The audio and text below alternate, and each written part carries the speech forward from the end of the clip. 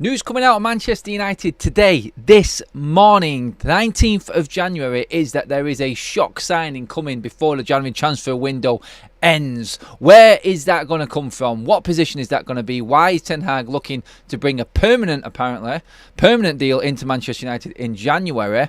And why all of a sudden has this come about? So we're going to get into all of them questions. And I have some breaking news as well for you guys just coming out. Stay tuned for that. I've got loads of other stuff I want to talk about. This is your morning show here on Forever United TV. Welcome along, everybody. I'm Adam. Let's get into everything. By the way, I hope you're all doing well. And like you said, if you want your United news with a twist and a little bit of extra zest, then this is the place for you. Subscribe. Let's get into it, everybody. Hello. Hope you all doing well. Get your comments in the live section. If you're watching this on YouTube after the live has finished, then please do get your comments in. I've just been asking people straight away in the chat, who would you bring in to Manchester United? If there was one player to bring in right now, a surprise package, because this is what's being reported. It's a shock one that no one knew, that no one's been talking about, and could happen in the last week of the January transfer window. Okay, we will see. Who are you wanting? Why? What position? Does Ten Hag have the capabilities to make it work for that player? That's the big question in all this. I'm going to break down who I think it is, why it should be that player, and how we make it work for Manchester United going from now until the end of the season. This is typical Manchester United news in January transfer window. But first of all, I did want to break to you the breaking news. It is quite big news. Alejandro Garnacho has dyed his hair blonde. He has gone back to blonde. Now you're all thinking, Adam, you idiot, why have you just got me all excited about breaking that news? Well, I think his form might dip. I think he plays better with darker hair. It's catastrophic. Someone needs to get a hold of him and just tell Garnacho, like, stop it. Put the hair colours away. Stop messing around with your hair. It affects your form completely, and it should not be happening. United need to be all over this. It's just not good enough, and we're about to let one of our best young prospects just go down. Sorry, I can't carry on. No, I had to talk it up. I was looking online. I was looking at some news, and all of a sudden it was just like this big mugshot of Garnacho with his bleached blonde hair again. I'm like, oh, kids. Well, you know what I mean. But yeah, Manchester United, transfer market wise, why has this come about? Let's get into all of this, and let's get into why first of all. Well, last night we broke the news regarding Anthony Martial now going under the knife. We talked about everything, what's happening with the club, how it wasn't Martial's fault, how the club haven't got to the bottom of this and everything last night's show, so we don't need to go there. But this is a good reason as to why Manchester United actually need, and why I'm going with my position as the player that is going to come in, if we are going to bring one in, as an out-and-out centre forward. We just need that other option. We just need a player that is just going to be stuck in that one position when we need him. Doesn't go out to the left, doesn't go out to the right. Just someone to sit in that middle. Now, people have been talking about Ramos from PSG not going well there. I can't see that happening as a permanent deal, although Manchester United were interested in Ramos. We knew this from the last window. He was on the options alongside Harry Kane, Højlund, for our centre-forward targets for the last summer window. So maybe that could be rekindled. Maybe that could come back again. You don't know. But also you're looking at the possibilities of the strikers that aren't quite cutting it out there as well. Now, for me, if it had to be a permanent deal, it would probably be someone that could probably benefit from being at the club for 18 months. That's how I see it. I see an 18-month deal, if anything. I'm just talking here from my opinion as what I feel Manchester United could do with. Could Rasmus Højlund learn from a senior forward? Could he learn from a player that has been there, done it, and won everything? Short-term contract, no real outlay. It can't be an expensive one. And ultimately, there's no real issue with United further down the line because it is a short deal. I don't think that we are going to get anywhere near the quality that we need right now. The quality that's out there right now is just not good enough for Manchester United. So this news is, for me, realistic, but I don't think in terms of the shock factor of a player coming into Manchester United, it's a big name. Yeah, we could buy Neymar. That all broke last night. That was quite funny last night because one of my mates messaged me. He said, have you seen the news? Neymar.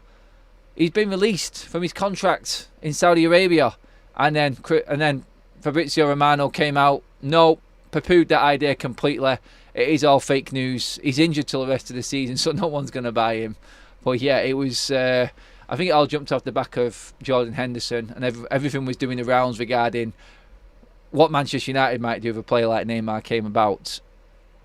Who would Manchester United sign? Guys, you're still not getting enough in. Get your comments in. Let me know who you think.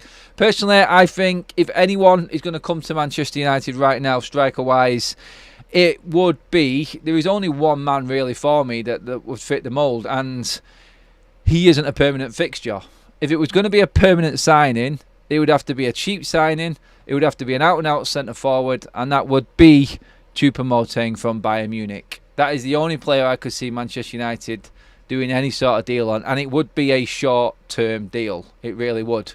It would be low fee, 1 year to 18 months max, just as a reserve striker. But Manchester United would have to change their whole style of play to make it work. So for me, I just think right now that any player coming into Manchester United would look at it and automatically go, I'm not so sure. What can Ten Hag do? Simple. Start playing players in the right positions. Start dropping Marcus Rashford. Start playing Anthony if you want to play Anthony on the left-hand side. It's simple football for me that can work. I think if you push Anthony out onto the left-hand side, it automatically makes him cross the ball. It does. It automatically makes him want to cross the ball with his left foot, and we might get some more. Productivity out of him. We're going to end up getting rid of Palestri by the sounds of it. And we're looking at... I can see all your comments about the blonde stuff. I'll get back into the comment section in a minute. You know we like to come into it on the 10-minute mark, guys. So I'm just going to talk for 10 minutes and then I'm going to get into all of your questions. So yeah, keep them coming in. We have to have a laugh with everything as well, because there isn't much else going on in the football world right now, is there? But when you look at Manchester United football-wise right now, and I've said we have to deal with what we've got, if there was a signing to come in, and the reports are from Football Insider as well, that sources within Manchester United, there is a surprise, a shock, permanent signing coming in January.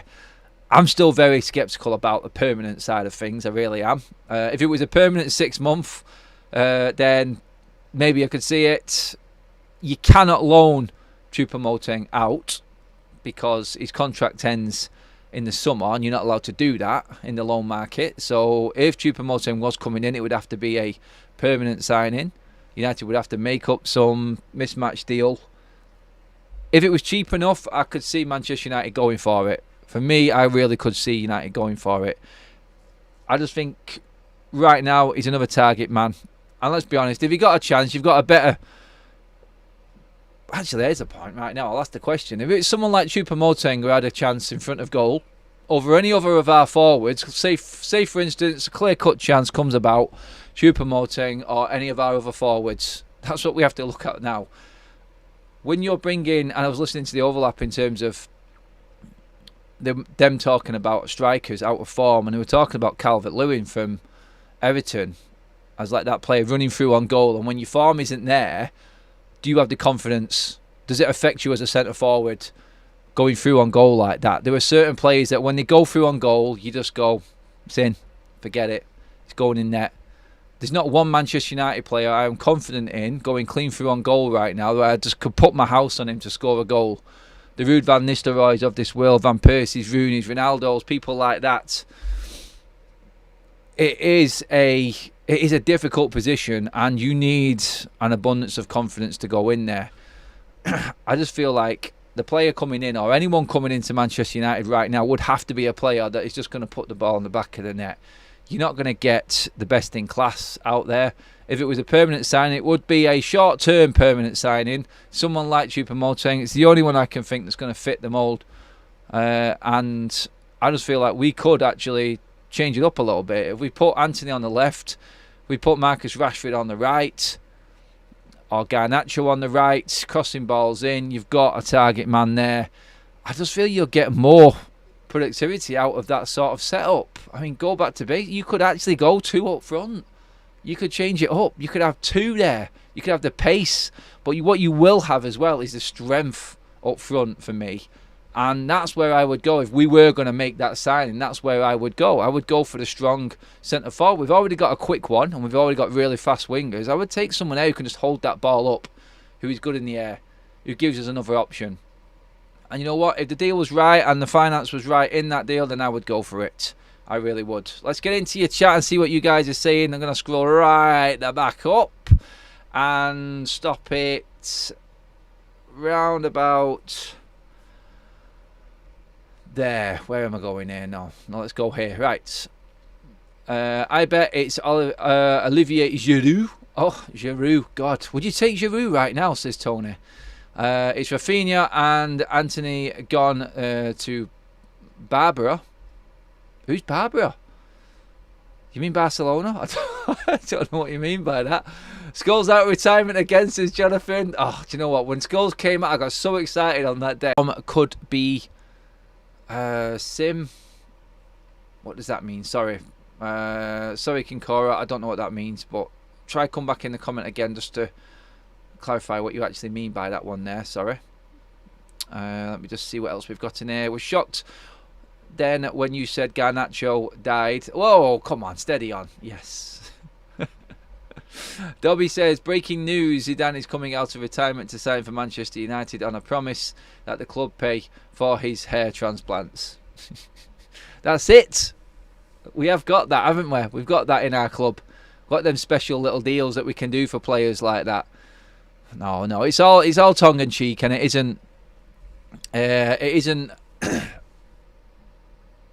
isn't anything big. It's not, but we have to sort of amuse ourselves when everything's going on that there is right now, because I am going to talk about some more serious stuff in a minute. So I just wanted to light it up, and say, look, it's not all about the negative side of things. The stuff that I'm going to go on about, that quite a lot of other people have been talking about and just blowing up into all kinds of negative vibes. We'll talk about that in a minute. I just don't see it that way.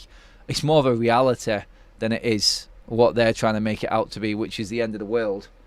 But please give the video a like, guys. We're just about to hit the 100 mark on the likes. Share the video as well, please, everybody. And let's get more people in the room. Just coming to 3.5 right now, which is great.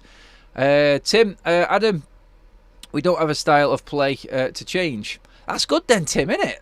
We'll take that, because now we can just go and do whatever we want. Dobby says, hashtag Adam's gone blonde. It's a good job Kazzy's blonde, innit? Forever Blonde TV, 500 likes. Adam changes his hair to blonde. If you can get me 500 likes right now, I'll do it. Guarantee you can't, no. Play players in their position. Anthony on the left, he's a left winger. Well, he wasn't played on the left for Ajax, but he is left-footed. Round peg, round hole. Definitely agree with that one. Jonathan, Adam is laughing but crying inside when he reads the blonde comments. He's getting no protection from the mods this morning. Do you know what? They all love to throw me under the bus, Jonathan. They just love a bit of banter, don't they? I really am that sort of person that doesn't mind good banter. I really don't mind it. It is something that I'm not really bothered about. Why are we looking at old strikers that pass their best? Because that's all we've got. That was dealing with a super chat. Cheers for that, mate. That's all we've got to look at, really. If there is any permanent deals, it has to be a cheap one. It really does have to be a cheap one. But yeah, it's not something that is really going to get anyone excited. It's January. When is the last January transfer window been exciting? It's been absolutely shocking this time around for every single club. Financial fair play has literally just got a grip of football right now. So I feel like it has took the excitement out of a transfer window. The fact that there is no Premier League football as well, and it's just the FA Cup. I mean, the FA Cup games have not been inspiring really either, have they? So yeah, it's been one of them horrible sort of Januaries, isn't it? A dry January. Everyone's just recovering from Christmas and everything there. And it's like, we probably all would have accepted a bit of a quiet January, won't we, after everything that happened and how crap we were in December. But honestly, it's the whole thing again, isn't it, with football? It's like, I just can't handle not having football. No matter how bad it is and how much we complain about it, we actually need it. we really do think Manchester United are actually looking at bringing someone in. Do you know what? The more and more that actually do end up going, I know we've got a lot of players coming back. You've got to look at it and go, wow, something really does have to happen. Did the stream just freeze out then for a second? I think it is back. I don't know what's going on. Everything at my end seems to be working perfect. I don't know if it's a YouTube problem, guys, but yeah, everything seems to be okay on my side. If you can just give me a quick thumbs up that everything is okay. I know a few people have dropped out there, but we are back. There we go. We are just back. Yeah, I don't know what happened there. I don't know if that's a YouTube glitch or something like that, but everything seems to be bang on the money from my end. You seeing, guys? Wi-Fi is all good. Yeah, I think there is a YouTube issue right now, guys, so just bear with it. Let's make fun of YouTube while we're at it. Everyone else's seems to be working okay, so YouTube are having a bit of a meltdown. Adam, there's an Eintracht Frankfurt game tomorrow that could fill our football fix. Get into your football fix, everybody, is what I say. Just get that football in there, because trust me, when United start playing again, it's not worth the wait. It's not. Get some good football in. I mean, there are some alright games this weekend, I suppose. It's another 5 games as the other half of the Premier League starts their games after their winter break. And then we're into the FA Cup next Sunday. By the way, guys, Forever United TV are giving you coverage, and we are down for the Newport game. I'm heading down to South Wales. Graham is coming, Kaz is with me, and we may even bring Ben along with us as well. Let me know what you think, guys. Is that something that you want to see? We'll try and get you some extra footage in and around the stadium as well, or ground, whatever you want to call it. But yes, this channel does bring you all of the action and different content, and we are talking about going down and covering that FA Cup game live from Newport. Well, not so much live. We will try and do some live stuff there, but we're not going to give you coverage of the game, but we're going to be at the game. We're going to give you the inside look from the ground and everything else. Road trip, says Graham. I think we might just do a road trip. I think that's about right, isn't it? I think I should, seeing as though I am the king of the road trip. I am, yes. Yes, indeed I am. But yeah. Also, guys, I did want to talk about... Actually, no. Before I move on to some serious financial stuff, I just want to bring up some more of your comments. It's the news. Adam is going blonde, has crashed YouTube. Could well be. Could well be. Thanks for all the likes, guys. Let's see if we can get up to that 150 mark. That would be a bit of a record with the amount of people we've got in. Chonino says, Adam, why do the press officer of the club not come out immediately to debunk fake rumours that cause turmoil in the fan base? Surely a responsible club would do this, or perhaps they like the traction.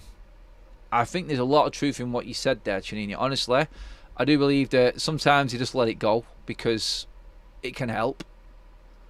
It's going to really push news out there for the club, get the fans talking about something else, because if we delved into the reality right now, it's not good news, is it?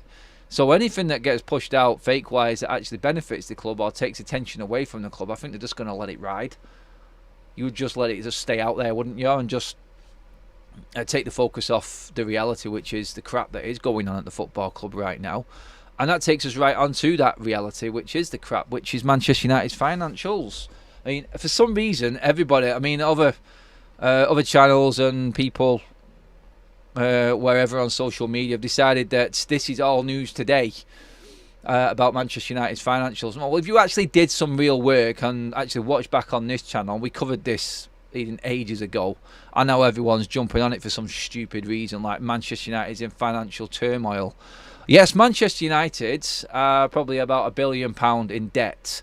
Now, you read into £1 billion and you go, well, hang on a minute, how come it's got to that? Well, no, all everyone's doing is just adding everything together. So Manchester United owe just over £300 million worth in It's historic transfer dealings. So this means like the transactions of the deal. So we could be paying in installments for a certain player we bought 3 years ago, and we still owe some of that. So we owe about 300 odd million. Now this is just calculated in the day-to-day financials of the football club. There is just, it's there as a out in the out column, let's just say, as an expense, and it's calculated in. Everyone's just looked at that and gone, wow, Manchester United, this is why we can't deal with financial fair play. No, the football club have been doing this for years. Settle down. The reality is the actual debt is just over 700 million. Yes, you can add that to it, and it is something we owe, so I can see why you would say $1 billion, but people bigging it up like it's the end of the world financially. No, this is how the club has been running. This is how other clubs run across the country. Just because it's Manchester United and there's nothing going on, people are making a big deal out of it. It's really not. Well, it is. It's a serious matter, but it's just part of how Manchester United have always run. No one pays up front for a transfer. The last transfer I can think of that actually was paid for in full was Ronaldo, because that were the only term. They were the only terms that Manchester United would agree. And Sir Alex Ferguson said if we were going to sell Ronaldo to Madrid, it had to be an upfront fee. That was the only way we were going to let him go. And Real Madrid, in the position they were in, actually just went for it. So I look at it and I go, I don't necessarily feel like this is big breaking news and it's the end of the world. This is how everyone runs in the Premier League. It's debt, yes, but it's finance. Like everyone has got finance. This is just how transfers are done these days. So don't let it be bigged up by other people saying, look, let's just heap as much pressure on as possible to these new owners and just keep Manchester United in the pure doom and gloom category. It's not that. We can still buy players, we can still finance it. The difference with United and what has to change is how we run the football club in terms of how we get players out ourselves, how much we can get for these players, how much we actually spend on transfers and not get our pants taken down. For instance, the summer of Ten Hag, his first season, we could have saved nearly 50 million of them transfer fees that we paid out if we'd have gone in for them players at the start of the window. We didn't. It looked like we were desperate and everyone just absolutely pulled our pants down. We could have got Anthony cheaper, we could have got Casemiro cheaper, definitely, and we could have got Martinez cheaper. So don't let people think that because of this is the end of the world. Manchester United can start to look a bit more positive. It's minor changes. It's just adjusting everything within the structure of how we deal with transfers. The football side of things has just drained the club of all its money that it has made. It's just taken everything away, and this is for me just old news. This is just how Manchester United are, how Manchester United are run. It's absolute crap how people are trying to big this up into massive, massive news, because it's just been there all the time. All of a sudden, someone's got an agenda and they want to talk about something different, so they've done a little bit of reading, and all of a sudden, oh, look at this. We still owe 300 odd million for players. We sort of own that and had that issue 2 or 3 seasons back as well, so why weren't you talking about it then? And yeah, some people said financial fair play is a myth as well. That looks a bit stupid now, doesn't it? It was always there. And the fact that PSR is there alongside it with the Premier League right now, everyone's talking about it a little bit more. No one wanted to pay any attention to it before, because certain people were saying it's just a load of crap and it's an excuse for us to win now.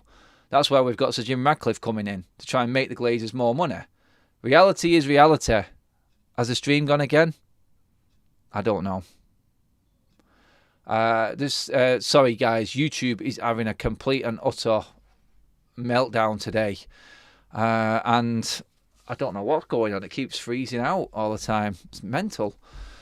I'll get into the chat now. DeMario, good to see you too. I am.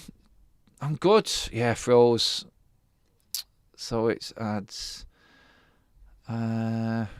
Glitches. Yeah, sorry guys. YouTube is just on it. Let me just check through some of your comments and what I've been talking about. Sorry if I missed it, but Adam, how do you feel about this Qatar story? Fake bids and everything like that? Well, if you watched the show yesterday, guys, we had Jamie Jackson on from The Guardian, who was very close and in communication with the Qatar bid.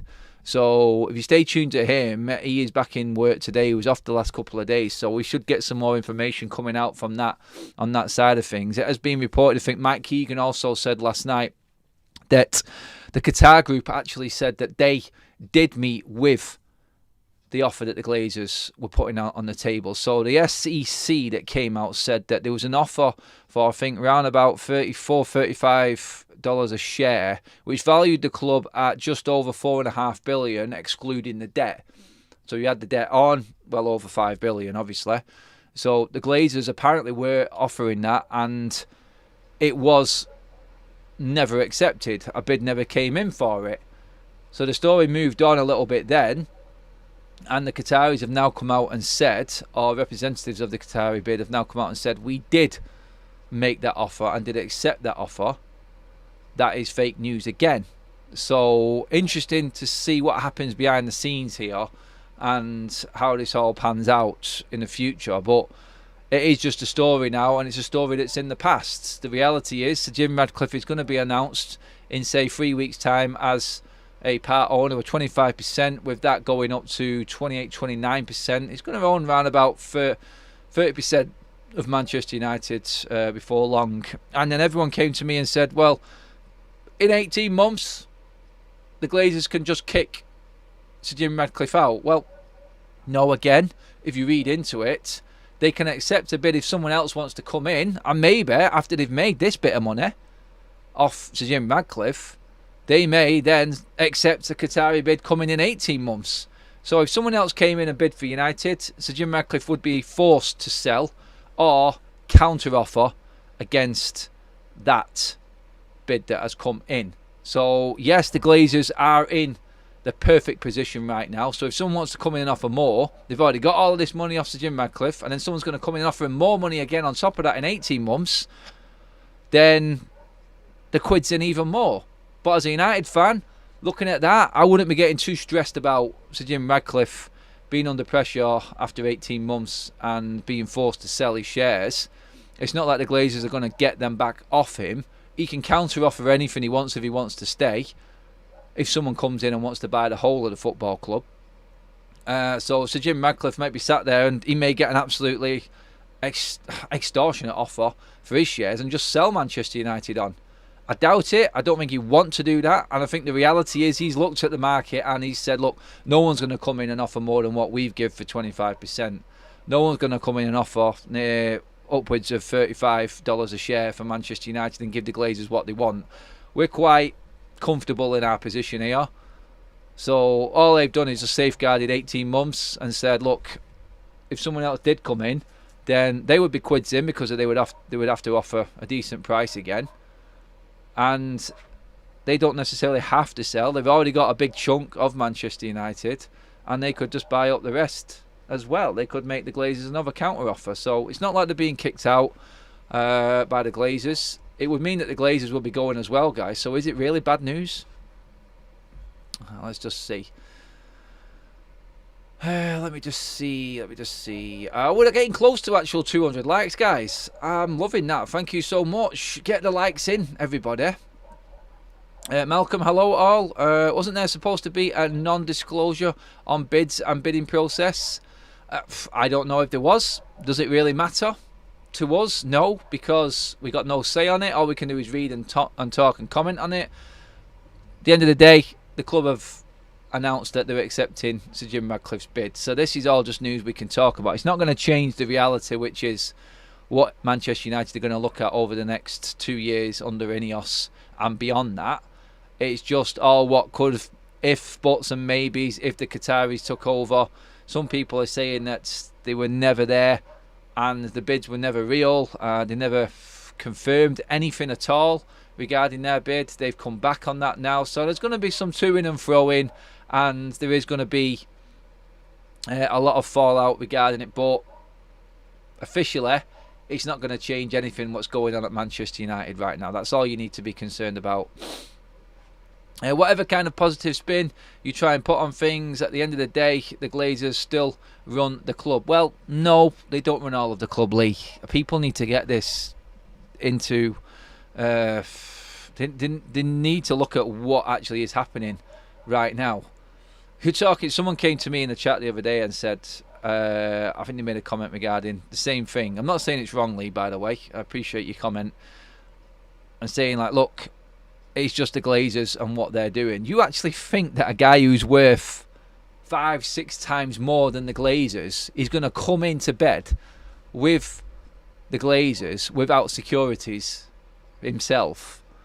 No. So Jim Ratcliffe is not a stupid man. He's worth so much more than the Glazers. So let's look at the reality. Is he would have safeguarded himself in matters and within this deal that we may not even talk about or hear about, and he will give everything that he's got to Manchester United. You're going to, if you're going to invest that money.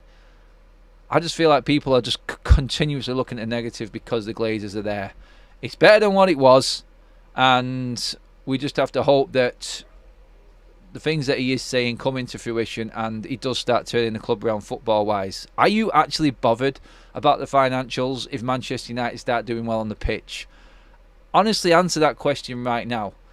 The only reason Manchester United are talking about the Glazers and the finances is because we're doing crap on the pitch. That's what it is. Just own up to being a football fan. And it's good to talk about the ins and outs of finances. It's good to talk about how progressive your club is and where the money's being invested. If Sir Jim Ratcliffe came in and bought Manchester United a state-of-the-art training ground, you're going to start slagging him off? He's going against everything that you said. And you can try and spin it in a negative way if you want, but if he buys a £250 million state-of-the-art training facility and puts United back on the map in that area, are you going to say that's a negative? Tell me, because it benefits Manchester United. And at the end of the day, we go to the games, we watch the games, and our biggest concern is what happens on the pitch. If Sir Jim Ratcliffe is in charge of the sporting side of things, then why are you bothered? Why are you bothered? As long as the club is running better and it looks a little bit more secure than what it was before. It's a hard one to take. It's a hard one to take because everyone will say, oh no, I'm bothered about everything that's going on at the football club. Yeah, we are inside, but we're only talking about it because it's so shit on the pitch. Be honest with yourself. That is why you're talking about it. Some people don't like the facts and don't like to listen to hard-hitting stories that they don't agree with. But when you think about it, Manchester United right now are in a horrible position in the league. We've been knocked out of the Champions League, knocked out of the Carabao Cup, and it's not looking good. If United went on a 6-game run, all of a sudden the outlook looks a lot more positive. Gifted membership from Kaz, thank you very much. Asher has taken that membership. Welcome to the Members Club, Asher. Hope you're doing well, my friend. Welcome to the legendary club, which is being a member of this channel.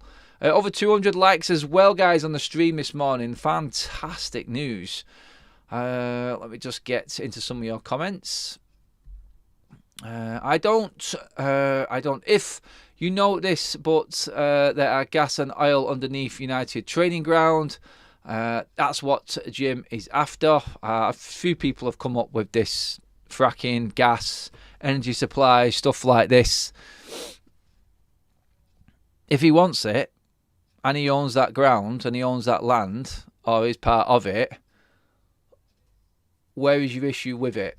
Is it because of the environmental stuff again? Are you going deep into what Sir Jim Ratcliffe is criticised a lot for in the environmental side of his businesses and what he's been pulled up for in the past? Is that really troubling you right now? Does it really matter?